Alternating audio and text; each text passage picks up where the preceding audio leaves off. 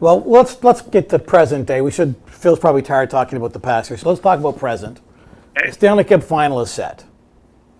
Yep. New York, LA.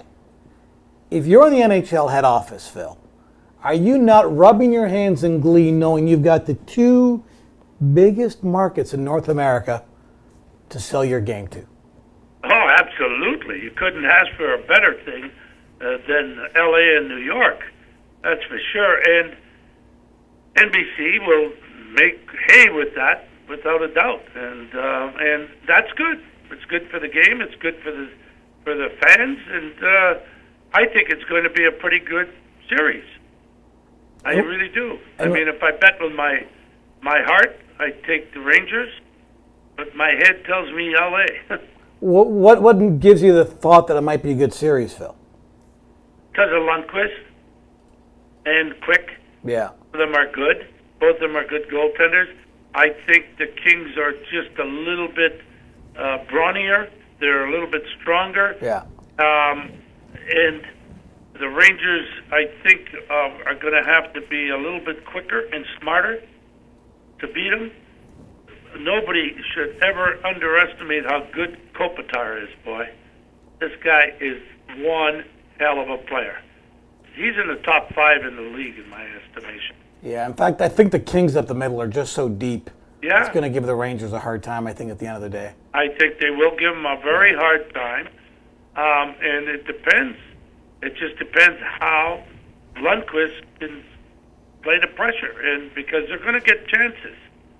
And I think the Rangers will get some chances too. But will it come down to special teams? This series, I'm not so sure. If the Rangers are going to win, my personal opinion, they got to win it in 5 or 6. If it goes 7, they don't have a chance. Well, the Kings have won every Game 7 on the road this year. Of course, if there's a Game 7 here, it's at home. If it's a Game 7, I think that in itself would be a miracle, because people are saying this is so one-sided that LA, first of all, is a Stanley Cup champion. Most of the guys are still with the team. They've been through the wars. And Phil, the one thing I was going to ask you about was, you know, on this show, I don't know how many weeks ago it was, when you had that rant about the Marty St. Louis. And here it is, all these weeks later. Yep. New York's in the Cup. Martin St. Louis is a big part of that team. I mean, this is a guy who's been through it. He knows what it's like. You got Brad Richards too. But I mean, this was the moment where, again, Yzerman had no choice. This is what it's going to be. And then you got Sather, who's kind of like, what's he done? Well, he pulls off a great trade. So I'm saying all these weeks later, Phil, we go back upon that trade. I could tell you this, Perry. I was shocked. I had talked to Marty. And, I mean, he didn't say he wanted to leave. He just said that, I said, don't be so upset about this stuff with the Olympics, you know? I said, I wouldn't be, he says, oh, I'm over it, is what he said to me. So I thought, okay, we'll let it die down. But I don't think that was the only reason. That might have been the straw that broke the camel's back. But I found out that he'd been trying to get out of here since 2009. Why sign a contract? Why become the captain? And I'm so happy for him that he's in the finals, because Marty St. Louis is one of the best guys you'll ever meet in your life in this game. And I did tell him, I said, I wouldn't leave if I were you. If you really want to leave, I wouldn't leave. I said, because you can name your own thing, your ticket here after you're done playing. Hell, he would have been the first guy got his number retired in this town. And I thought that, you know, sometimes it's better to just stay where you are than to go someplace else. Now, as it worked out, they're in the Stanley Cup Finals. And Marty had a big thing to do with that in the playoffs, no doubt about it. I thought Marty played great after the first series. I didn't think he played well in the first series, but after that, he really got it going. And if you remember correctly, I think on this show I said, when Marty gets it going, he could carry the team because he wants it so bad. He wants it so bad. And it's amazing to me, Phil, how the team has really come together. Yeah, they've really come together with a guy that they didn't know a couple of months ago. Exactly, but that's the beauty of being a hockey player. Yeah. You know, really and truly, if you get traded, those guys in that other team are just like you. They are. You get to meet different guys. You know, you're not going to be friends with all of them, and that's just the way it goes. But during the playoff run, you're there with them all the time. You're practicing. You're playing. You're on the buses. You're on the planes.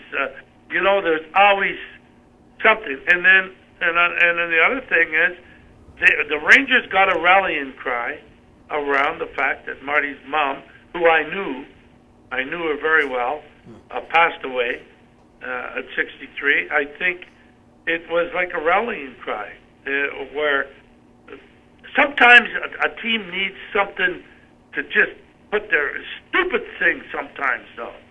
No, not like this. That was hugely emotional and everything else. And God bless them, man. They pull it all together, and I like the fact that Alain Vigneault put Marty with Brad again in the playoffs, because that's in 2004. Those two guys with Freddie Modine on the left were unbelievable players. And now they got a Hagelin on there, and that kid can fly too. So what are they going to do, Phil? Because you're obviously you know a lot about the business of hockey. Whether they win or lose, what are they going to do with Brad Richards? Are they going to buy him out? My personal feeling is, win or lose, they're going to buy him out. Yeah. And they got to. Unfortunately, they do. But here's a guy, theoretically, his value is actually escalating right now. So, I mean, he's going to get filthy rich just off the buyout. When he goes on to the free agent market, there's going to be a lineup. Because if he's playing, he was not playing very well this year.